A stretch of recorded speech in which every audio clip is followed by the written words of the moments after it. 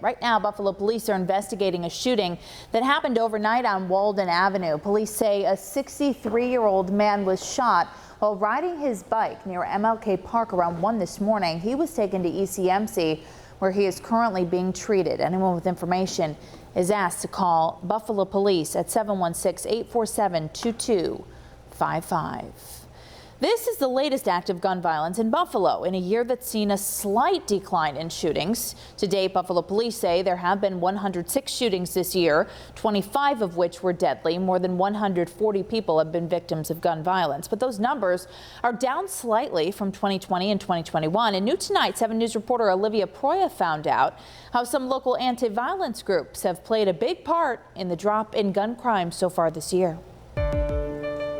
No more violence! No more violence! This time last year, anger ripped through the city of Buffalo. No more killing! No more killing! When you see the mothers cry, you see people falling on the ground wailing and saying that was a baby, that was a baby. As you begin to process the lingo, that it is a real baby, it's not a subliminal word, that it was a baby that you've seen 4 hours earlier riding up and down to the corner of the street selling candy. Exactly 1 year ago, 3-year-old Shaquell Walker Jr. was shot while celebrating the 4th of July at the Ferry Grider Projects. He died just a few days later. Oh, the only thing I can get out of my mouth at the time was enough is enough. The anti-violence community says that dark day was a turning point. Because it was enough. You know, it had been enough, but now my body could not take anymore, and all I can do is call out for help, and it was a cry to the city of Buffalo. 6 months into 2021, the city was on track for one of its most violent years. Shooting and homicide rates dramatically increased in 2020 and remained high in 2021. But now, the amount of gun violence across the Queen City has decreased. Less people are getting shot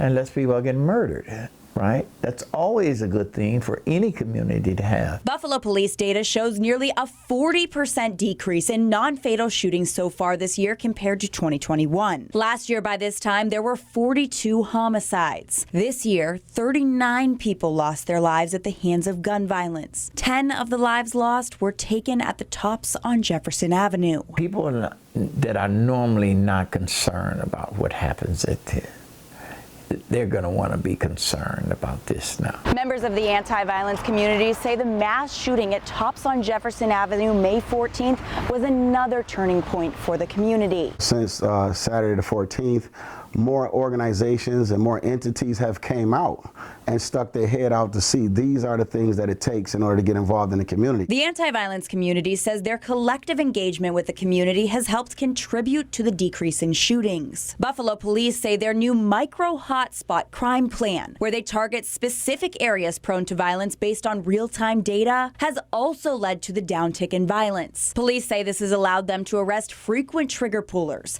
and gun traffickers. However, the anti-violence community and police say there is much further to go. We want to see it down to single digits, and I'd like to see the day, where all guns are eradicated from the face of the earth. Olivia Proya, 7 News, Buffalo.